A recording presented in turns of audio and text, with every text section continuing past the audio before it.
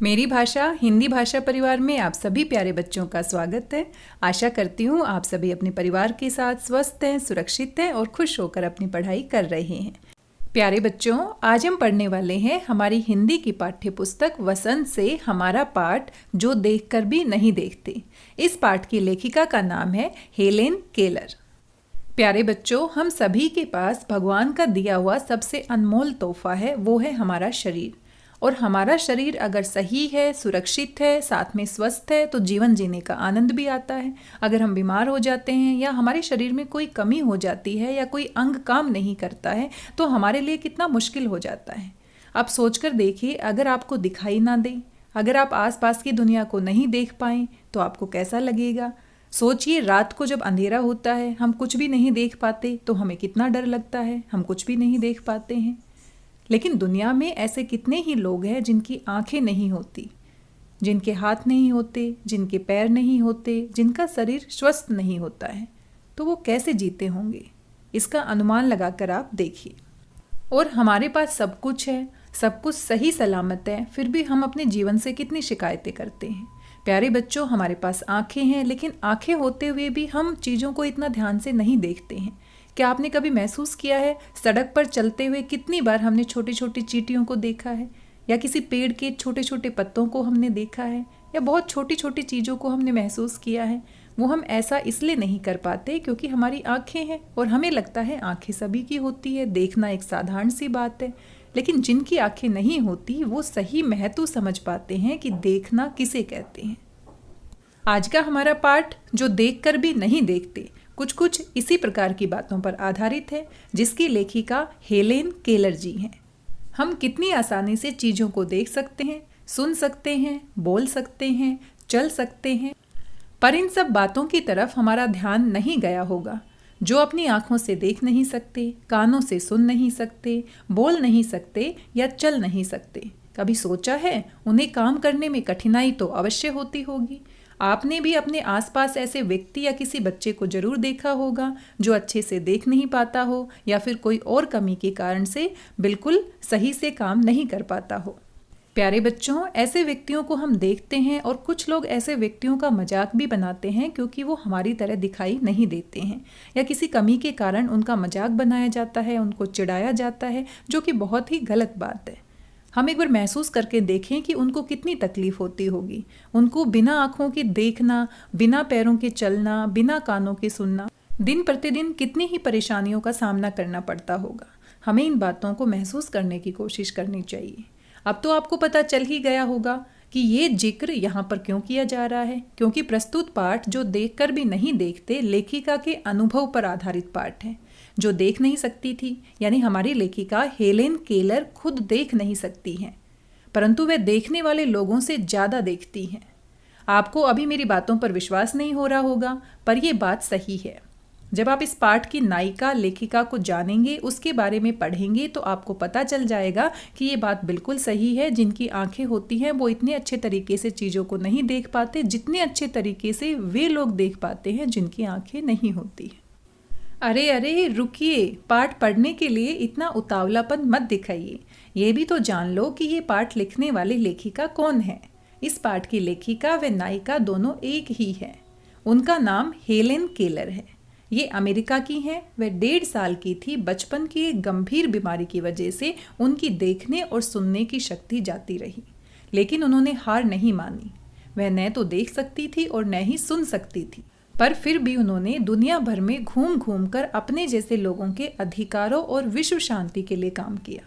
जब आप इस पाठ की नायिका को जानेंगे तो उस समय आपको एहसास होगा कि बिना सुने और बिना देखे भी वह किस प्रकार इस दुनिया को देखती हैं, और इस दुनिया को देखने वाले इंसान से भी अधिक खूबसूरती से देखती हैं और महसूस करती हैं। इसीलिए प्यारे बच्चों, हमारे पाठ का नाम है जो देखकर भी नहीं देखते। हेलेन केलर कहती हैं कि ऐसे व्यक्ति हैं जिनकी आंखें होती हैं लेकिन जो देखते हैं, लेकिन देखकर भी अच्छे से नहीं देखते हैं। बल्कि जिन लोगों की आंखें नहीं होती हैं वो मन की आंखों से अच्छे तरीके से देख पाते हैं, उन चीज़ों को भी महसूस कर पाते हैं जिनकी आंखें होती हैं। और आंखें होते हुए भी वो लोग इतने अच्छे तरीके से चीज़ों को देख नहीं पाते, महसूस नहीं कर पाते हैं। आप यहाँ पर लेखिका का चित्र देख सकते हैं, उनकी तस्वीर यहाँ पर आप देख सकते हैं, हेलेन केलर। एक ऐसा नाम है जो घोर अंधकार के बीच भी रोशनी देता रहा। कल्पना करो कि जो न सुन सकता हो न देख सकता हो, फिर भी वह लिखना पढ़ना और बोलना सीख ले, भरपूर आशा आकांक्षा के साथ जीवन जीने लगे और उसके योगदान दुनिया के लिए यादगार बन जाए। ऐसी थी हेलेन केलर। जब वे 1.5 वर्ष की थी, बचपन की एक गंभीर बीमारी की वजह से उनकी देखने और सुनने की शक्ति जाती रही, लेकिन उन्होंने हार नहीं मानी। कॉलेज के दिनों में ही प्रकाशित अपनी आत्मकथा स्टोरी ऑफ लाइफ में वे लिखती हैं, मुझे ये तो याद नहीं कि ऐसा कैसे हुआ, लेकिन ऐसा लगता था कि रात कभी खत्म क्यों नहीं होती और सुबह क्यों नहीं आती। लेखिका अपने बचपन के बारे में बताती है, अपनी किताब में बताती है कि जब उनकी आंखें नहीं रही तो उनको ऐसा लगता था जैसे हमेशा हमेशा के लिए रात हो गई है और कभी सुबह नहीं होती है, क्योंकि रात को अंधेरा होता है, हम कुछ देख नहीं पाते हैं, लेकिन जब सुबह होती है तो सूर्य के प्रकाश में हम चीज़ों को देख पाते हैं अपनी आंखों की सहायता से। लेकिन हेलेन केलर जी के साथ ऐसा नहीं होता था। लेखिका ने ऐसी बातें अपनी किताब में लिखी हैं। उनकी किताब का नाम है स्टोरी ऑफ लाइफ। दुनिया की सभी भाषाओं में इस किताब के अनुवाद हुए हैं। अनुवाद होना यानी दूसरी भाषा में उसको लिखना। मान लीजिए उन्होंने इंग्लिश में लिखा है, लेकिन सभी लोगों को, दुनिया के सभी लोगों को इंग्लिश भाषा नहीं आती है, इसलिए पुस्तकों का अनुवाद किया जाता है दूसरी भाषाओं में। अब मूवीज में भी देख सकते हैं, जो साउथ की मूवीज होती हैं उनकी डबिंग की जाती है हिंदी में, हिंदी की मूवीज होती हैं उनकी डबिंग की जाती है इंग्लिश में, और इंग्लिश की मूवी होती है उनकी डबिंग की जाती है हिंदी में, ताकि दुनिया के कोने कोने में लोग उनको देख सकें। इसी प्रकार किताबों का अनुवाद किया जाता है एक भाषा से दूसरी भाषा में। इसके अलावा भी उनकी 10 पुस्तकें और सैकड़ों लेख प्रकाशित हुए हैं, सैकड़ों यानी 100 के आसपास। उन्होंने दुनिया भर में घूम घूम कर अपने जैसे लोगों के अधिकारों और विश्व शांति के लिए काम किया। हेलेन केलर भारत भी आई थी। प्यारे बच्चों, इनके बारे में जानकर आपको कैसा लगा? हम सभी को जरूर हैरानी होती है कि एक व्यक्ति जो अच्छे से देख नहीं सकता, सुन नहीं सकता, वो पूरी दुनिया में घूमता है, पढ़ाई लिखाई करता है, दूसरे लोगों के लिए काम करता है और सभी के लिए एक मिसाल कायम करता है। बल्कि हमारे पास सब कुछ है, लेकिन फिर भी हम जीवन से कितनी शिकायत करते हैं। तो कितनी महान हस्ती हैं हेलेन केलर जी, और इन्होंने खुद अपना पाठ लिखा है, जो देख कर भी नहीं देखते। आइए इनके बारे में जानने के बाद बिना देरी किए हुए अपना पाठ पढ़ते हैं, जो देखकर भी नहीं देखते। कभी कभी मैं अपने मित्रों की परीक्षा लेती हूँ, ये परखने के लिए कि वह क्या देखते हैं। हाल ही में मेरी एक प्रिय मित्र जंगल की सैर करने के बाद वापस लौटी। मैंने उनसे पूछा, आपने क्या क्या देखा? यहाँ पर हेलेन केलर जी बातचीत कर रही हैं कि वो कभी कभी अपने दोस्तों की परीक्षा लेती है, उनको जांचती हैं, परखती हैं कि क्या वो सही तरीके से देख रहे हैं। कुछ खास तो नहीं, उनका जवाब था। उन्होंने अपनी मित्र से पूछा जो सैर करके लौटी थी कि आपने क्या क्या देखा? तो मित्र का जवाब था, कुछ खास तो नहीं देखा। मुझे बहुत अचरज नहीं हुआ, अचरज यानी आश्चर्य, क्योंकि मैं अब इस तरह के उत्तरों की आदी हो चुकी हूँ। आदी यानी आदत पड़ना, कि मुझे ऐसे उत्तरों की आदत सी हो गई है। सभी लोग कहते हैं कुछ खास तो हमने नहीं देखा। मेरा विश्वास है कि जिन लोगों की आंखें होती हैं वे बहुत कम देखते हैं। हेलेन केलर जी हमें बताती है कि उनका अपना अनुभव है, अपना विश्वास है कि जिन लोगों के पास आंखें होती हैं वो इतने अच्छे से नहीं देखते या बहुत कम देखते हैं। क्या ये संभव है कि भला कोई जंगल में घंटा भर घूमे और फिर भी कोई विशेष चीज ना देखे? हेलेन केलर जी हैरान हो जाती है कि ये कैसे हो सकता है कि घंटा भर घूमने के बाद भी जंगल में हम कोई विशेष चीज ना देखें। मुझे जिसे कुछ भी दिखाई नहीं देता, सैकड़ों रोचक चीजें मिलती हैं जिन्हें मैं छूकर पहचान लेती हूँ। हेलेन केलर जी कैसे देखती हैं? छूकर देखती हैं, अपने हाथों से महसूस करके देखती हैं। मैं भोजपत्र के पेड़ की चिकनी छाल और चीड़ की खुरदरी छाल को स्पर्श से पहचान लेती हूँ। अब यहाँ पर लेखिका कहती है कि भोजपत्र के पेड़ की चिकनी छाल को मैं पहचान लेती हूँ। कैसे पहचान लेती हूँ? मुझे दिखाई तो नहीं देता, लेकिन हाथों से स्पर्श करके, हाथों से छूकर मैं पहचान लेती हूँ कि ये भोजपत्र के पेड़ की चिकनी छाल है और ये चीड़ की खुरदरी छाल है। यहाँ भोजपत्र और चीड़ पेड़ों के प्रकार हैं जिनके बारे में आप जरूर जानते होंगे। वसंत के दौरान मैं टहनियों में नई कलियां खोजती हूँ। मुझे फूलों की पंखुड़ियों की मखमल सतह छूने और उनकी घुमावदार बनावट महसूस करने में अपार खुशी होती है। अपार आनंद मिलता है। अपार यानी जिसका कोई पार नहीं पाया जा सकता, यानी असीम आनंद की अनुभूति होती है। इस दौरान मुझे प्रकृति की जादू का कुछ एहसास होता है कि प्रकृति में कितना जादू है। प्रकृति जादूगर की तरह है। कभी जब मैं खुशनसीब होती हूँ तो टहनी पर हाथ रखते ही किसी चिड़िया के मधुर स्वर कानों में गूंजने लगते हैं। अपनी अंगुलियों के बीच झरने के पानी को बहते हुए महसूस कर मैं आनंदित हो उठती हूँ।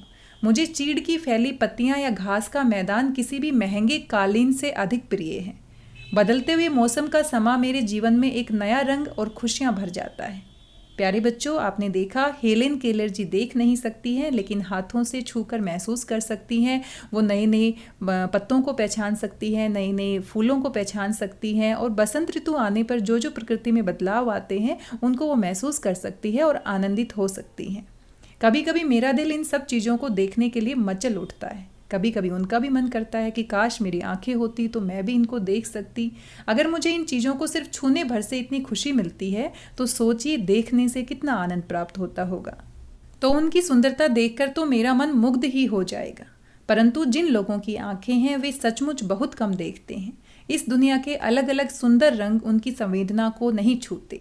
मनुष्य अपनी क्षमताओं की कभी कदर नहीं करता। कितनी अच्छी बात कही है यहाँ पर हेलेन केलर जी ने कि मनुष्य के पास सब कुछ होता है लेकिन सब कुछ होते हुए भी वो उसकी कदर नहीं करता। उसके पास ईश्वर का दिया हुआ सबसे अनमोल तोहफा है जो कि उसका शरीर है।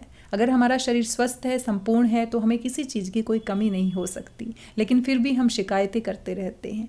तो इसी बात की ओर इशारा करते हुए हेलेन केलर जी कहती हैं मनुष्य अपनी क्षमताओं की कभी कदर नहीं करता। जो व्यक्ति देख सकते हैं वो कितने भाग्यशाली हैं। वो सब कुछ देख सकते हैं, इस खूबसूरत दुनिया को महसूस कर सकते हैं, लेकिन फिर भी हमें अपनी आंखों की इतनी कदर नहीं होती है। वह हमेशा उस चीज़ की आस लगाए रहता है जो उसके पास नहीं है। मनुष्य हमेशा उस चीज़ के बारे में सोचता है जो उसके पास नहीं है, लेकिन जो उसके पास है उसका कभी महत्व नहीं समझ पाता। यह कितने दुख की बात है कि दृष्टि के आशीर्वाद को लोग एक साधारण सी चीज़ समझते हैं। यहाँ पर हेलेन जी कहती है कि ईश्वर ने हम सबको आशीर्वाद दिया है, दृष्टि का आशीर्वाद दिया है, देखने का आशीर्वाद दिया है, सुंदर आंखें दी हैं ताकि इस प्रकृति को हम देख सकें, महसूस कर सकें, लेकिन फिर भी हम इसके महत्व को नहीं समझते हैं। जबकि इस नियामत से जिंदगी को खुशियों के इंद्रधनुषी रंगों से हरा भरा किया जा सकता है। अगर आंखें हैं तो संसार है, आंखें हैं तो हम इस खूबसूरत प्रकृति को देख सकते हैं, आसपास की दुनिया को देख सकते हैं, लेकिन फिर भी हमें अपनी आंखों का इतना महत्व नहीं होता है। प्यारे बच्चों, लेखिका ने बिना आँखों के, बिना रोशनी के अपने जीवन को जीना सीख लिया है, बल्कि जीवन में आनंद महसूस करना भी सीख लिया है। लेकिन फिर भी उनको अच्छे से पता है कि ईश्वर का दिया हुआ सबसे बड़ा आशीर्वाद दृष्टि का आशीर्वाद है। हमें इसके महत्व को समझना चाहिए, हमें हर चीज़ का मोल समझना चाहिए, हमें उसके पीछे नहीं भागना चाहिए जो हमारे पास नहीं है, बल्कि जो है उसका हमें आनंद उठाना चाहिए। यही बात यहाँ पर लेखिका हमें समझाना चाहती है। इसीलिए इस पाठ का नाम भी रखा गया है, जो देखकर भी नहीं देखते। हमारे पास देखने की शक्ति है लेकिन हम नहीं देखते हैं। उनके पास देखने के लिए आंखें नहीं है लेकिन वो फिर भी हमसे ज़्यादा अच्छा महसूस कर सकती हैं, देख सकती हैं। इस पाठ से हमें यही शिक्षा मिलती है कि हमें अपने शरीर का, हमें ईश्वर के दिए हुए अनमोल तोहफे का हमेशा सम्मान करना चाहिए, अपने शरीर को स्वस्थ रखने की कोशिश करनी चाहिए और जो भी हमारे पास है उसमें खुश रहना चाहिए। और साथ में जिन लोगों के पास ये चीज़ें नहीं हैं उनका कभी अपमान नहीं करना चाहिए, उनका कभी मजाक नहीं बनाना चाहिए। उनको हमें समझना चाहिए, अपनी भावनाओं, अपनी संवेदनाओं को उनके प्रति व्यक्त करना चाहिए। ऐसे व्यक्तियों के प्रति सिर्फ हमें सहानुभूति ही नहीं दिखानी, सिर्फ दुख ही प्रकट नहीं करना कि वे बेचारे देख नहीं सकते हैं, वे बेचारे इस काम को नहीं कर सकते हैं, बल्कि सहानुभूति के साथ साथ हमें उनका साथ देना चाहिए, हमें उनको स्वीकार करना चाहिए, उनकी मदद करनी चाहिए, उनको हमारे जैसा ही मानना चाहिए।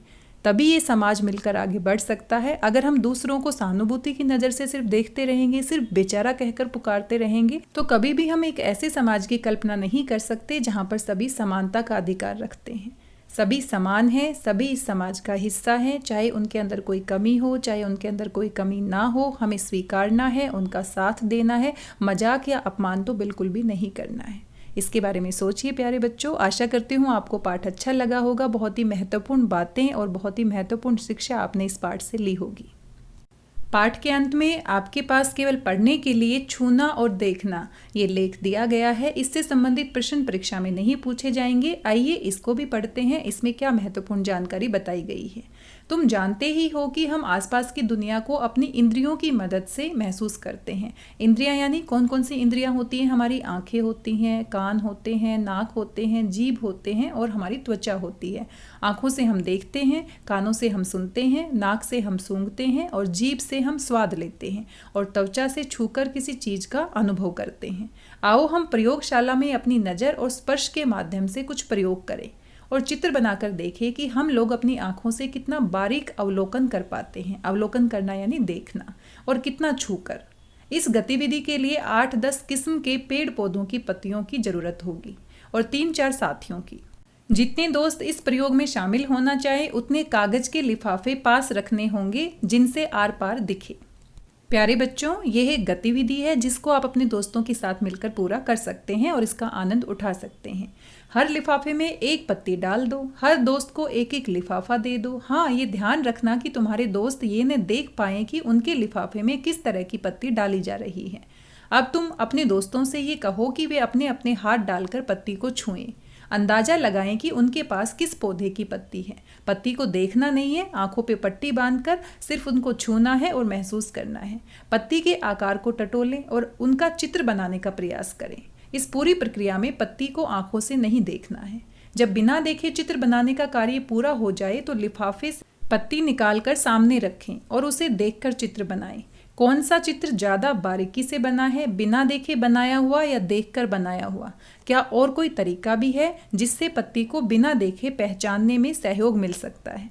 इस एक्टिविटी को, इस गतिविधि को आप अपने दोस्तों के साथ कर सकते हैं और महसूस कर सकते हैं हेलन केलर के बारे में कि वो कैसे छूकर पहचान सकती थी कि ये जो पत्ता है, ये जो टहनी है, ये जो छाल है, किस पेड़ की है, ये फूल कैसा है।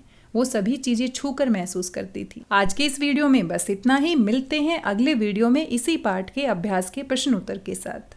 आशा करती हूँ पाठ आपको पसंद आया होगा। वीडियो आपको कैसा लगा अपना फीडबैक जरूर दीजिएगा। तब तक स्वस्थ रहिए, व्यस्त रहिए, मस्त रहिए और खुश होकर पढ़ते रहिए। और हाँ, ईश्वर द्वारा दिए गए दृष्टि के आशीर्वाद का हमेशा महत्व समझिए, उसकी कद्र कीजिए और खुश रहिए। अपने आप को स्वस्थ रखिए और साथ में दूसरों का सम्मान भी करते रहिए। मेरी भाषा हिंदी भाषा परिवार से जुड़ने के लिए आप सभी प्यारे बच्चों का धन्यवाद, बहुत बहुत धन्यवाद।